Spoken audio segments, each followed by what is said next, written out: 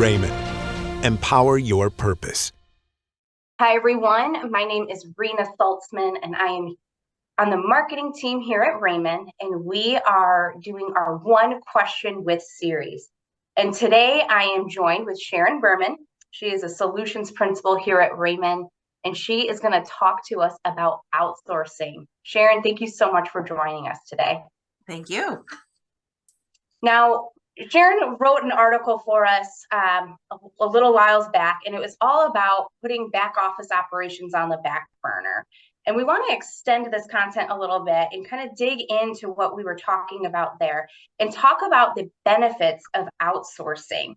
And we're going to look at one question and dig into that a bit more to pull out what those benefits are. Sharon, are you ready to dig into this one question? I am ready. Perfect. All right, so we are going to start with how specifically can outsourcing back office services help an organization, and what are the benefits that they may not be aware of? So let me start with a little bit of a story of what we do. When we outsource with a client, the first thing we do is look at the technology. And we like to leverage technology to streamline their financial management solution. So we'll look at their current operations and make recommendations on what the best fit is.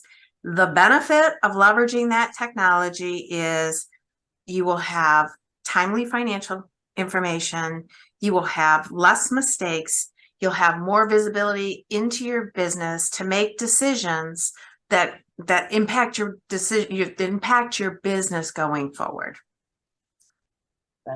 It's interesting too, and the technology piece, I mean, I know that is something that a lot of people may not feel equipped with the knowledge of. So it's really great to hear that there's an expertise there to come in and at least analyze it and see how we can streamline that, like you were saying, and make it more efficient. And there is such a benefit to understanding that data. I want to go into this a little bit more now. When we look at outsourcing, there might be organizations that have a team in place. They may have one or two people.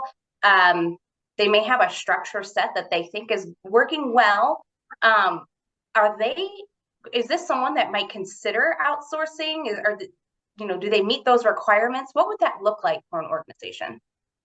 Yeah, the last thing I'd want to do is go in and disrupt an environment or what's the word I'm looking for? Send out a value employee.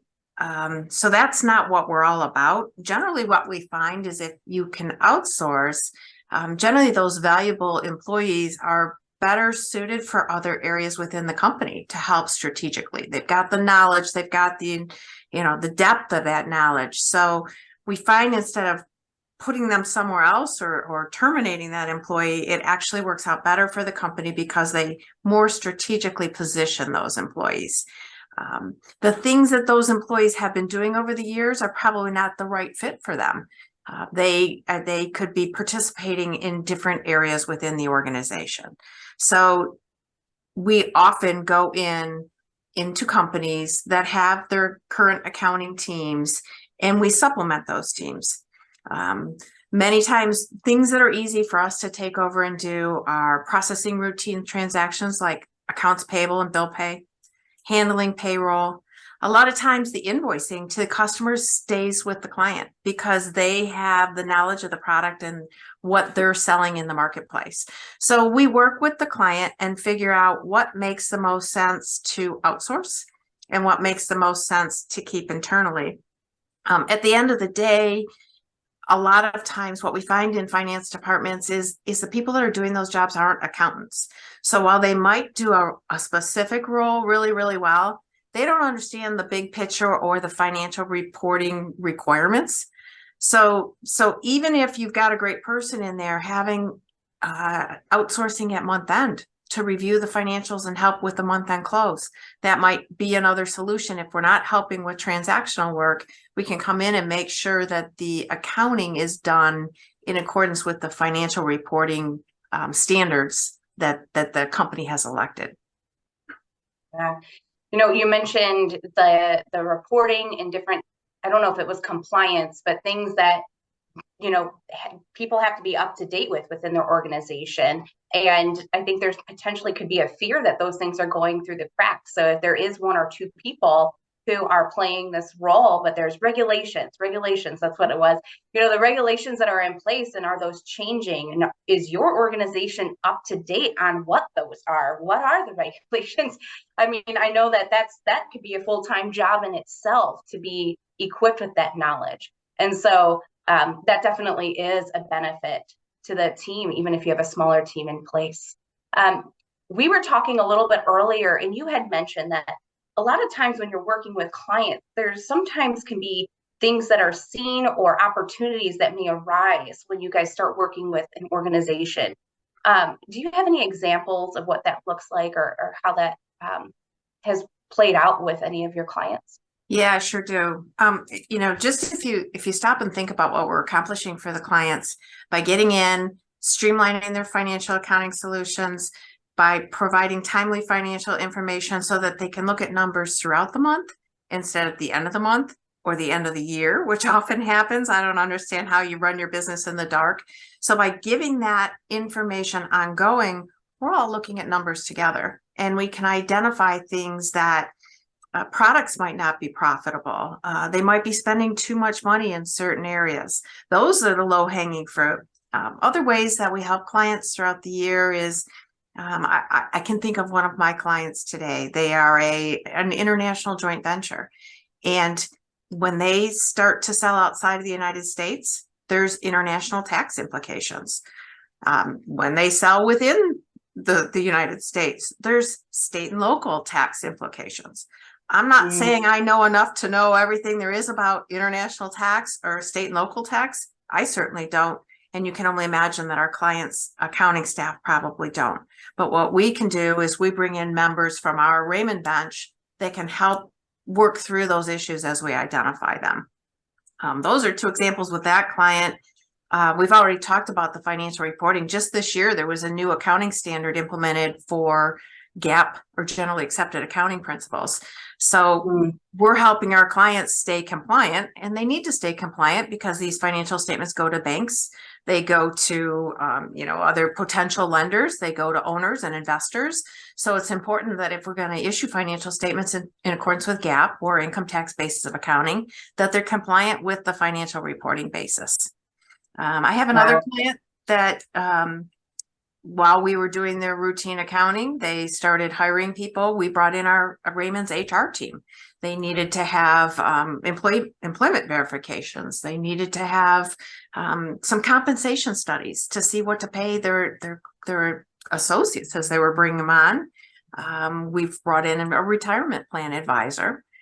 So you can just see how that as you're in and listening every day to these clients, how we can really drive a higher level of service and really not just be their accounting department, but almost a complete back office of service offerings for a client.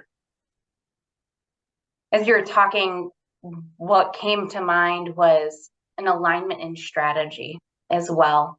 And as we come in working with these clients, we're really building a partnership, and we're coming alongside them to support.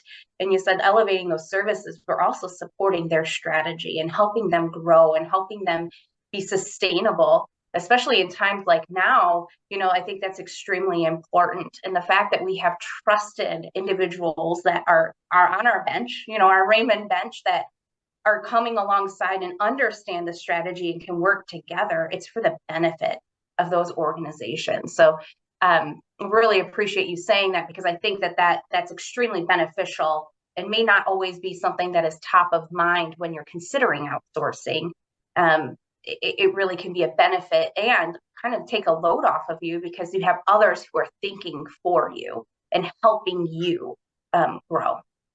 I want to get into one last question with you. And it's, as we look at the year ahead and the economy and, the things that are being said that, what we might be up against in the next year, what are the questions or steps that you think leadership teams should be taking when considering outsourcing and thinking about the economy? Do you have any advice there, or any any suggestions on what they should be thinking about?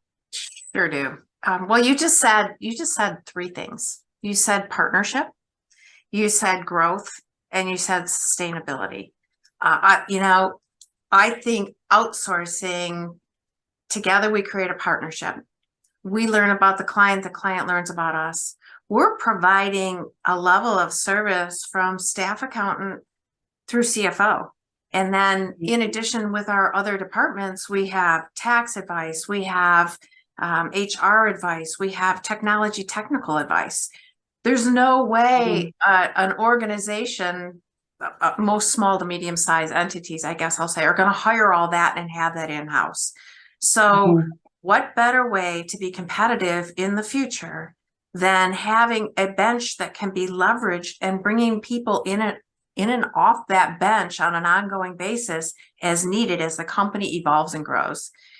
And it all starts with timely financial information from which to make decisions. So that would be my why for an organization to consider outsourcing. Awesome. Absolutely. Well, thank you so much for your time. I think we've been able to take a lot out of this and understanding the benefits and how, especially as we look at the year ahead, some of the first steps that a lot of these organizations can take or consider when it comes to outsourcing. So Sharon, thank you so much for joining us. And thank you all for joining us for our One Question with series.